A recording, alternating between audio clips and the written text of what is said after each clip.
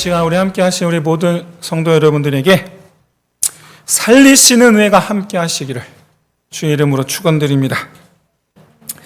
여러분, 우리 사복음서에서 부각시키는 예수님의 행적, 그것은 주로 병든 자를 고치는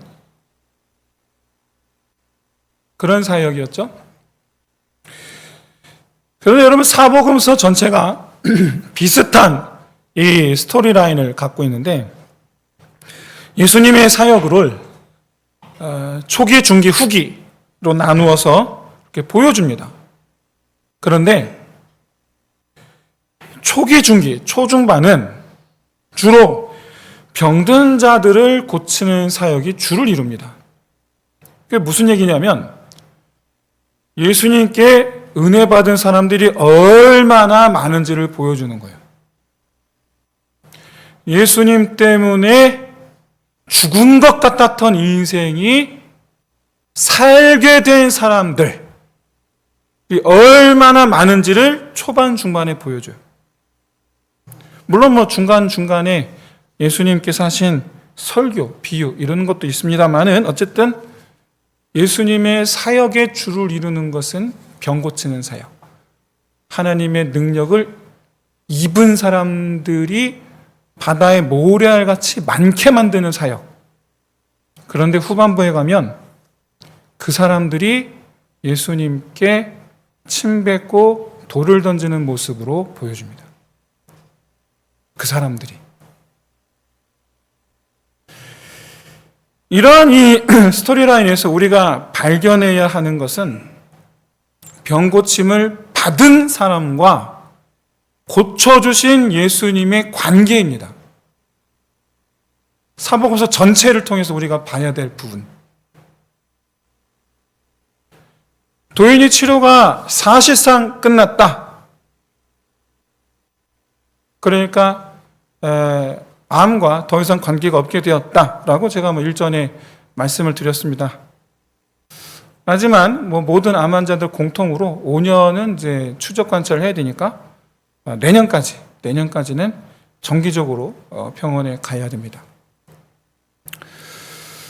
그런데 갈 때마다 이 감사를 잊지 않고 하다못해 이제 커피라도 사다가 이 담당 교수님에게 갖다 드려요. 되게 좋아하시더라고요. 여러분, 이게 인지상정이죠. 기억하는 것. 그래서 여러분, 고침받으려고 예수님을 쫓아다닌 사람들도 많았지만, 대부분 그랬지만, 고침을 받은 사람들이 맹목적으로 쫓아다니는 그런 이들도 상당히 많았습니다. 그런 이들도. 감사하기 때문이죠. 그런데 이 관계가 후반부로 가면 극적인 변화를 가져오죠. 그렇게 예수님을 열망하고 고마워하던 사람들이 순식간에 얼굴을 바꿉니다. 그냥 그저 그런 병이 아니고 불치병, 심지어 문둥병, 심지어 장님. 여러분, 장님이 눈이 회복되는 건 말이 안 되잖아요. 예수님이 병 고치는 사역은 부연 설명입니다만은 창조의 역사입니다. 의료 역사가 아니고 창조의 역사예요. 없던 걸 있게 만드는 거기 때문에.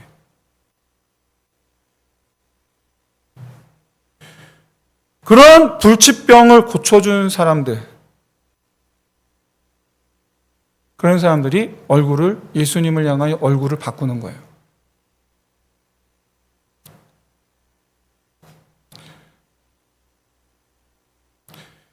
여러분, 예수님을 찾아온 병자들의 공통점이 있습니다. 어떤 공통점이 있느냐면 이 세상에서 더 이상 행복을 맛보지 못하는 사람들이라는 공통점이 있어요. 예를 들면 문둥병자나 유출병, 12해 동안 하혈하던 여자, 유출병이라고 그러거든요. 문둥병과 비슷한 피부병, 이런 병들이 있는 사람들은 사람들과 단절되게 돼 있어요. 못 만나요. 만나면 안 돼요. 또 12해 동안 혈루증을 앓았다는 얘기는 12년 동안 사람을 못 만났다는 얘기예요. 혼자 방 안에 처박혀 있었다는 얘기예요. 인생에 낙이 없는, 희망이 없는, 불행한, 나 지금 뭐하고 있지? 근데 그런 이들에게 예수님께서 되찾아 주셨죠. 몸의 건강뿐만 아니라 인생의 행복까지도 되찾아 주셨죠.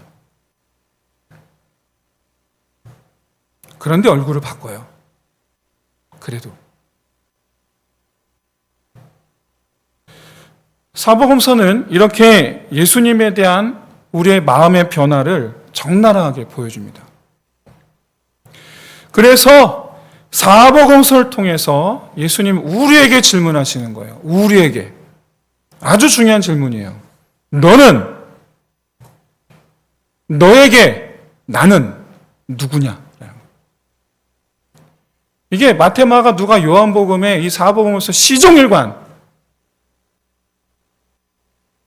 사복음서를 읽는 독자에게 던지는 질문이에요. 너에게 있어 나는 누구냐? 여러분, 20년 전에 한국 기독교 인구는 1,400만 명이 육박한다고 그런 통계 자료가 있습니다. 공식 발표를 했죠. 그래서 적지 않은 사람들이 카톨릭과 같이 더해서, 카톨릭과 더하면 2천만이 넘었죠. 카톨릭과 더해서 기독교 인구가 대한민국의 절반을 넘는 날이 곧 오리라 라는 분들이 많았습니다. 당시에. 그런데 그걸 정점으로 하얀 곡선을 긋다가 오늘날 현재는 아주 보수적으로 통계를 잡아서 600만 명으로 봅니다. 우리 기독교 개신교만이 개신교. 저기 천주교 빼고 1,400만이 600만이 됐어요.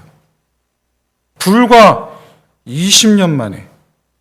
그러니까 궁금해져요. 그 800만 명이 혹시 소천이라도 한 건가? 혹시 하나님 부르심을 받은 건가? 그게 아니면 그분들 지금 다 어디 계신 걸까?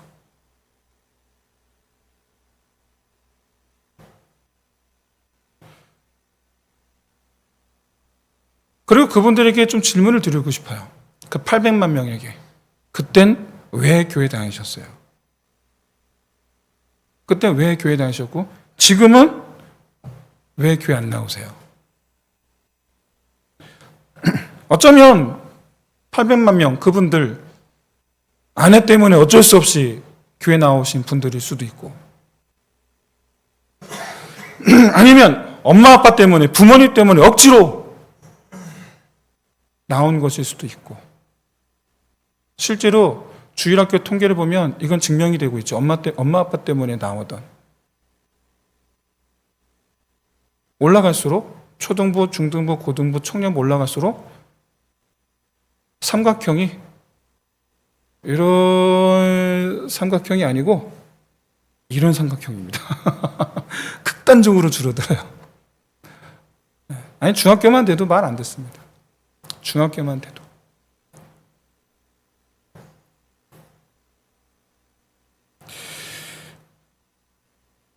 그런 게 아니라면, 억지로 따라온 게 아니라면 그때는 믿음이 있었는데 지금은 교회보다 세상이 더 좋아서 라고 이렇게 말씀하는 분들이 있을 수도 있을 것 같습니다만은, 한 가지 중요한 것은 그분들 중에 뭐 전부 다는 아니고 800만 명이 다 그렇다는 얘기는 아니겠지만, 그분들 중에 분명 과거 하나님의 은혜를 체험한 분들이 적지 않을 거라는 거죠.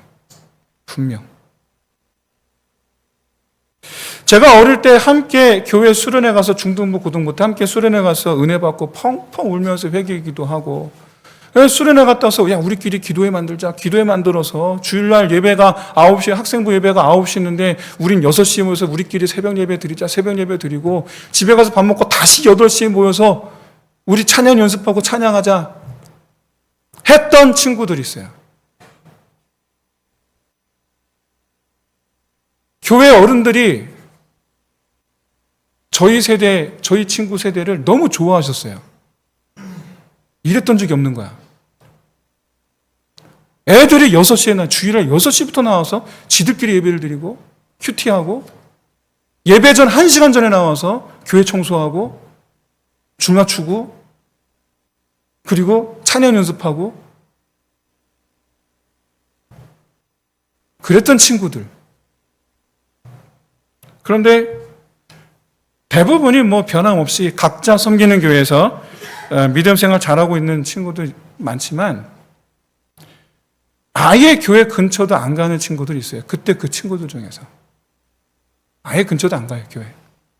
얼마 전에 아버지가 소천하신 친구, 조문을 위해서 잠시 다녀왔습니다. 거기서 그때 그 친구들 다 만났어요. 그래서 제가 그 친구들한테 물어봤어요. 왜 지금은 교회 안 나가?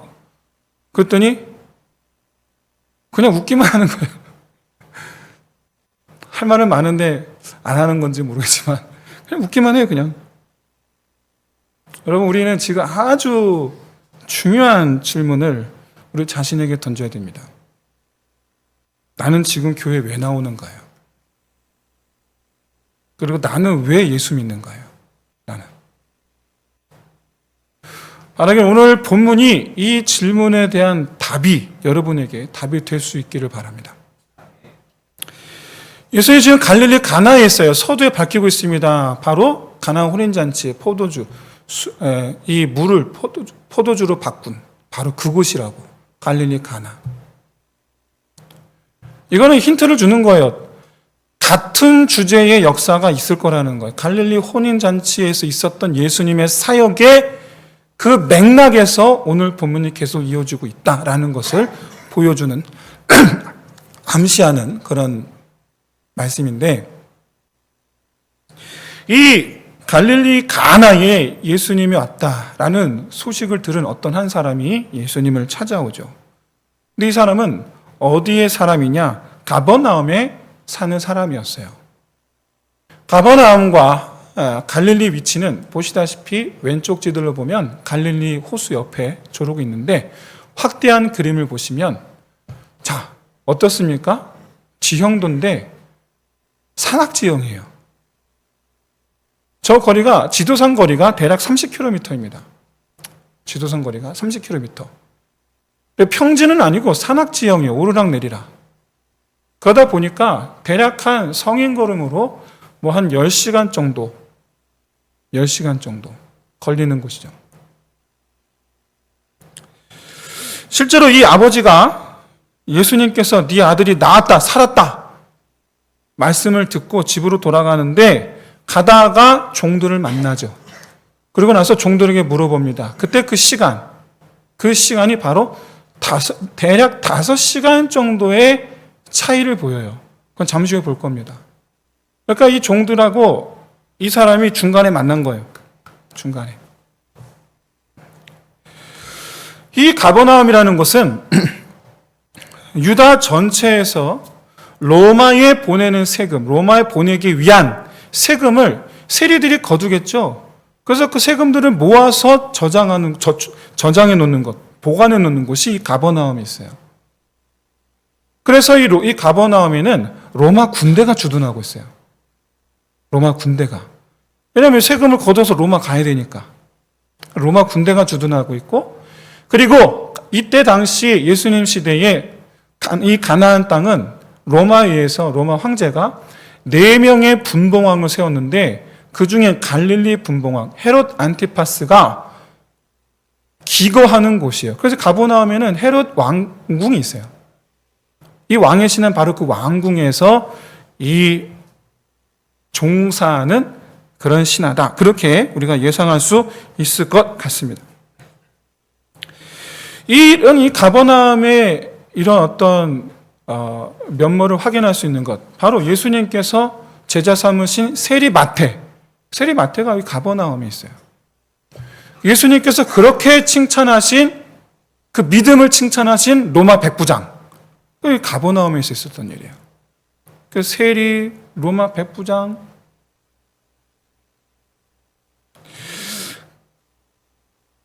이 왕의 신하, 이 사람이 자기 아들이 죽기 일보 직전이 되었을 때 예수님이 가나에 와 있다라는 소식을 듣고 한 걸음에 달려왔는데 예수님께 거두절미하고 요청을 하죠. 뭐라 요청합니까? 내려오셔서 내 아들의 병을 고쳐 주소서. 갈릴리가 산 위거든요. 가버나움은 밑에고. 내려오셔서 고쳐 주소서. 이때 헬라어 원문을 보면 청하다, 청하되라는 이 표현이 계속적 용법입니다. 그러니까 무슨 얘기냐면 계속 말하는, 계속 제발 좀 내 아들 좀 고쳐주세요. 제발 좀 내 아들 좀 고쳐주세요. 이게 어떤 의미입니까? 예수님께서 지금 들은 채 만취하고 계시다라는 거예요. 지금 들은 채 만취하고 계시는 거예요. 옆에서는 계속 내 아들 좀 살려주세요. 근데 들은 척 만취. 그러다가 계속 끈질기게 매달리니까 그제서야 비로소 말씀하시는 것. 그게 뭐였습니까? 너희는 표적과 기사를 보지 못하면 도무지 믿지 아니함이라. 여러분, 이 말씀 속에 담긴 예수님의 의도를 봐야 됩니다. 일단 1차적으로 너희는 기적을 봐야 믿는 사람들이다. 이렇게 1차적으로 이렇게 해석이 되겠죠. 그러니까 기적을 보지 않으면 믿을 수 없느냐, 이렇게 얘기가 되겠죠. 자, 다시 말씀드려요. 이 사람은 아들을 고쳐달라고 그래요. 그런데 예수님은 뭘 요구하세요? 믿으라고 요구하시는 거예요. 내 아들도 살려주세요. 믿어. 살려주세요. 믿어. 뭐를 믿으라고요? 아들이 살 것을 믿으라고요? 아니요. 예수님을 믿으라고요. 그런데 그게 아들이 사는 것과 죽는 것, 아들의 살고 죽는 것 관계없이 믿으라는 얘기예요. 이 말씀이. 이때 성경은 이 아버지의 이 다급한 상황에 전혀 초점을 맞추고 있지 않아요. 그럼 인간적으로 생각해 보십시오. 이 아버지 지금 애가 얼마나 탈까요, 지금? 애가 지금 숨이 넘어가고 앉아 있는데. 더구나 자기는 왕을 대면하는 고위직이에요, 자기는. 근데 예수는 그냥 민초잖아요. 아무 힘없는 민초.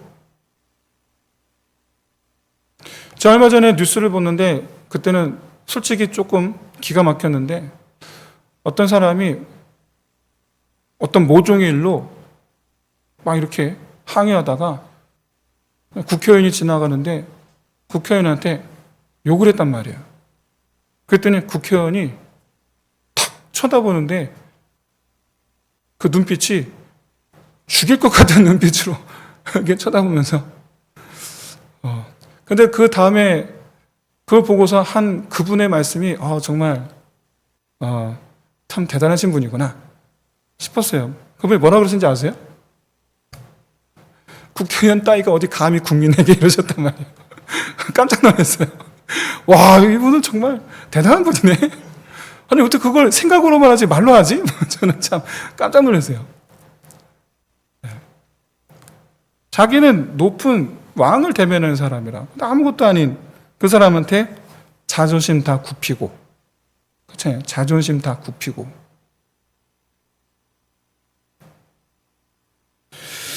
그런데 불구하고 이 성경은 예수님께서 추궁하는 것처럼 보이는 모습만 보여줍니다. 일단 참 야속하죠. 이건 여러분 경험해 보신 분만 알아요. 이거는 나는 급해 죽겠는데, 여러분 지금 당장 애가 이렇게 살려달라고 고래고래 소리를 지릅니다. 근데 그 모습이 애가 7살짜리 애가 침대에 누워서 울부짖으면서 살려주세요, 살려주세요 그러는 거예요. 애가. 옆에 다른 환자들이 있는데 아무도 말을 못했어요. 암세포가 뼈에 침투해서 뼈가 아프다고. 뼈가 아프다고. 제발 마약 주사 한 번만 더 놔달라고. 마약 주사 한 번만 놔주세요.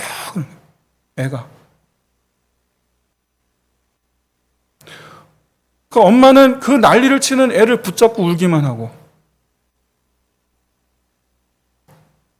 그걸 옆에서 바라보는 아버지는 할 수 있는 게 아무것도 없으니까 속으로만 얘기하는 거죠. 주여, 제발 살려주옵소서. 제발 살려주옵소서. 근데 여러분, 그때 그런 아버지 마음에 들리는 하나님의 음성은 뭐였냐면, 내가 고쳐주리라 가 아니고, 네 믿음이 뭐냐 했어요.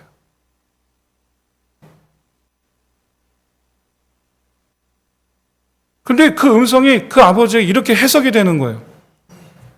너는 내게 진실하느냐? 아니, 애가 지금 당장 죽겠다고 저러고 하면서 살려달라고 그러는 그 아버지의 속에 너는 내게 진실하느냐?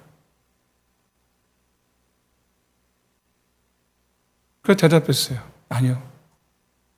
그러지 못했던 것 같습니다. 주여, 내가 죄인입니다. 용서하여 주옵소서. 다만 이 아들만 살려주옵소서. 그 다음으로 이렇게 해석이 되는 거예요. 너는 네 아들보다 나를 더 사랑하느냐? 아니요. 그러지 않다라는 걸 이제 알았습니다. 이제 내가 아들을 주께 맡기고 나는 주를 섬기는 일에 힘쓰겠습니다. 다만 지금 이 아들만 살려주옵소서. 그랬더니 주님, 나 이런 말씀이 들리는 거예요. 너도 내가 네 아들을 고쳐주면 나를 떠나가겠느냐? 아니요. 절대로 그러지 않겠습니다. 아들만 살려주옵소서. 그럼 내 평생에 주 앞에만 있겠나이다.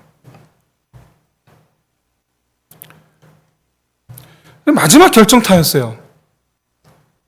그럼 내가 네 아들을 데려가면 너는 어찌하겠느냐? 그래도 나를 떠나지 않겠느냐?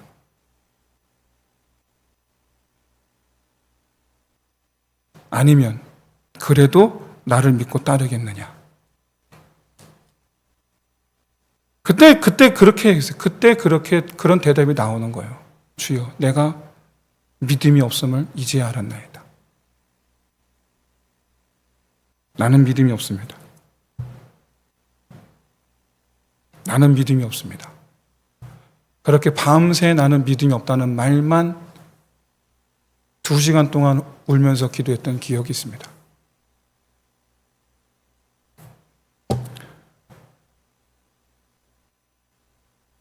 경험상, 제 경험상 이 말씀, 네가 표적을 보지 못하면 도무지 믿지 아니하리라.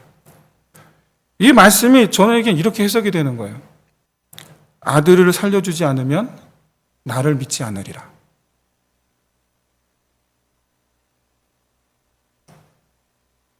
우리는 대부분 우리가 원하는 대로 주님께서 응답하지 않으시면 주님을 떠나리라 다짐합니다. 이거 안 해주면 나 교회 안 나가. 하나님 없어. 그 이전에 받았던 은혜는 전혀 사라지고 없어요. 내 뇌리 속에 사라지고 없어요. 지금 이거 안 해주면 내 인생에 하나님은 없어.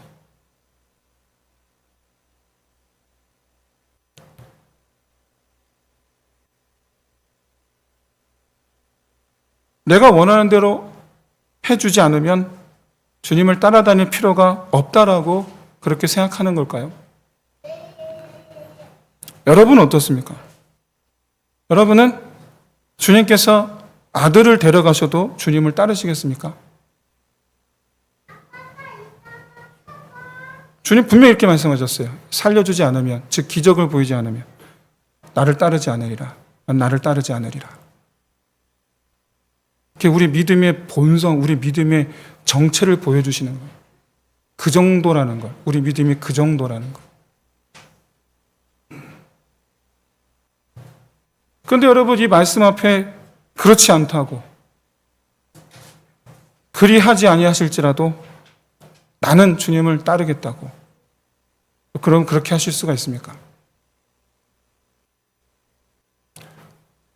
오늘 본문의 이 아버지는 예수님의 이 질문에 1절 대답하지 않았습니다. 예도 아니고 아니오도 아니고, 예 아니오 대답하지 않았어요. 단지 하나 했던 말 또 할 뿐이에요. 제발 오셔서 살려주옵소서. 근데 이때서야 비로소 주님께서 뭐라 말씀하시느냐? 가라, 네 아들이 살아있다. 그럼 무슨 얘기냐면, 이 아버지의 대답에 이 말씀을 하신 게 아니고, 예수님 하신 말씀을 들려주시고 난 다음에 내가 네 아들을 살려주지 않으면 너는 나를 믿지 아니하리라. 이 말씀을 하시고 난 다음에, 그러니까 우리 믿음은 고작 그 정도밖에 되지 않으리라 라고 말씀하신 이후에, 그러고 난 이후에 하신 말씀이에요. 네 아들이 살았다.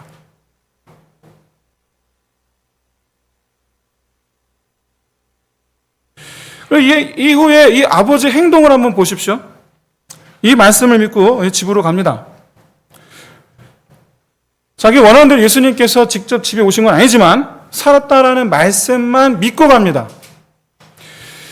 예수님께서 앞서 말씀하신 대로 표적! 아직 보지 못했어요. 10시간 정도 거리에 떨어져 있기 때문에 지금처럼 전화가 있는 것도 아니고 애가 살았을까 죽었을까 전혀 모르는 상태에서 말씀만 믿고 가요. 이때 이 말씀만 믿고 갔다. 그래서 이 믿었다라는 이 헬라어 단어가 우리가 말하는 바로 그 피스티오, 믿음이라는 단어인데, 이 믿음이라는 단어는 맡기다 라는 뜻이 훨씬 더 강한 단어입니다. 맡기다. 근데 맡기다라는 단어인데 우리가 의미상 믿다라고 우리가 그렇게 사용을 하는 거예요. 그러니까 믿음이란 무슨 뜻이냐면 맡기는 행위예요. 이걸 적나라하게 보여주는 게 뭐죠? 아이들 테스트를 해요. 뒤에 친구들이 이렇게 받아줄게 하고서는 어디 테이블 위에 올라가서 거꾸로 이렇게 떨어지는 거 있잖아요. 그러니까 믿어야지 떨어질 수 있잖아요. 믿어야지. 그게 피스트예요. 그게 맡기는 행위. 그리고 갔다라는 단어가 있습니다. 믿고 갔다, 집으로 갔다. 이 갔다라는 단어는 카이 에포 류에토라는 단어인데 해석하면 그리고 나아가고 있었다예요. 그리고 나아가고 있었다. 직역하면 그래요. 의미가 뭡니까? 말씀을 하셨을 때 이미 출발한 거예요. 이미. 그러니까 말씀을 듣자마자 피스티오 하고 출발했다. 그리고 돌아가다가 종도를 만났다. 그리고 아들이 살았다는 소식을 듣습니다. 이때 언제 낳기 시작했느냐? 라는 질문에 어제 7시라고 대답을 합니다. 근데 이 시간 계산법은 로마식이 아니고 유대식이에요. 아시겠지만 유대는 해지면 날이 바뀌는 거예요. 해지면. 그러니까 6시를 기준으로 삼으면 될 것 같아요. 편하게. 그러니까 저녁 7시면은 저녁 2시간 전에 5시에 만난 사람하고 대화할 때, 야, 우리 어제 5시에 만났잖아. 이렇게 얘기를 하는 거예요. 그런 의미예요. 어제 7시. 그래서 우리 시간, 로마식으로 따지면 1시입니다. 1시. 오후 1시. 그러니까 이 시간, 오후 1시가 예수님께서 아들이 살았다라고 선언한 바로 그 시간인 거예요. 아까 말씀드렸죠? 가나에서 가버나움까지 10시간이라고. 말씀 듣자마자 출발했어요. 날이 바뀌었어요. 오다가. 종들을 만났어요. 종들이 뭐라 그래요? 어제 7시. 그러니까 날이 바뀌는데 벌써 5시간, 날이 바뀐 지 5시간이 지났단 말이에요. 근데 제가 볼 때 가나는 내려오는 길이고 가버나움에서는 올라오는 길이고, 그래서 내가 볼 때는 좀 더 가버나움에 도착했을 때쯤 이 하인들을 만난 게 아닌가라고 이제 추측해 봅니다만은 더 중요한 그 다음이죠. 온 가족이 믿었다. 이 과정에 들어간 이 아버지의 행동이 보여주는 신앙적 의미는 이겁니다. 이거 먼저 예수님이 말씀하셨죠. 기적을 보지 않으면 믿지 않으리라. 그러니까 내가 네 아들 살려주지 않으면 넌 나를 따르지 않으리라. 아버지가 대답하죠. 주님만이 아들을 살리실 수 있음을 믿나이다. 그래서 예수님 말씀하셨죠.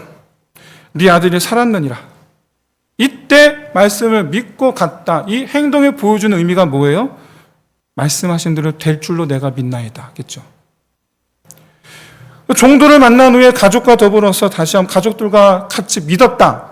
즉 가족들을 만나서 함께 믿은 이 행동의 의미가, 그 행동에 우리에게 답하는 그 의미가 뭡니까? 이제 주님께서 생명의 주관자가 되심을 믿나이다. 주님께서 생명의 주관자가 되심을 믿나이다. 이 왕의 신하가 누군가 성경 이후로 전혀 등장하지 않아요. 그 누군지 모릅니다. 근데 중요한 것은 이 왕의 신하가 예수님을 믿었는데 뭐 때문에 믿었다? 아들이 살았기 때문에 믿은 게 아니에요. 살려준 사람으로서 믿은 게 아니에요. 누구로 믿었다? 예, 생명의 주로 믿었다. 생명을 주관하시는 분으로 믿었다라는 거예요. 한마디로 말해서 그가 누구인지는 모르지만 최소한 그가 지금 이 시간 그리스도인이 되었다라는 것에 대해서 의심할 이유가 없죠. 나에게 예수는 누굴까? 이 질문에 왕의 신하는 우리에게 이렇게 말하는 거예요. 생명을 주관하시는 하나님. 여러분, 이 과정에서 정말 중요한 것은 그가 예수님의 말씀을 의지한 바로 그 결단. 네 아들이 살았다라는 그 말씀을 의지하기로 한 결단, 의지하기로 한 그 결단이 예수가 누구인지를 알게 하였다라는 거예요. 살았다. 누가 말씀하셨어요? 예수님께서. 그리고 살리신 예수님을 믿었다라는 거예요. 어떤 예수? 살리신 예수를. 저는 많은 사람들이 간절히 기도하던 중에 기도한 대로 응답을 받았는데, 그런데 다시 얼마 안 가 믿음 없이 행동하던 때로 돌아가는 것을 수도 없이 많이 봤습니다. 수도 없이 봤어요.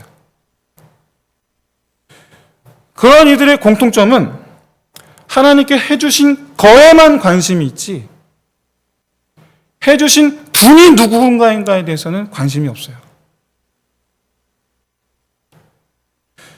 마치 저녁에 퇴근하고 아빠가 이 손에 이렇게 맛있는 먹을 거 싸들고 온 아빠를 달려와 반겨 맞이하는 그 아이들이 사실 뭘 반긴 거예요?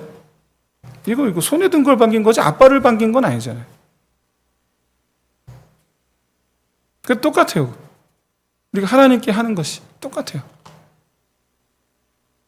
그런 의미에서 저는 아빠들은 그냥 아이들에게 있어서는 저금통인가? 뭐 그런 생각밖에 안 들어요.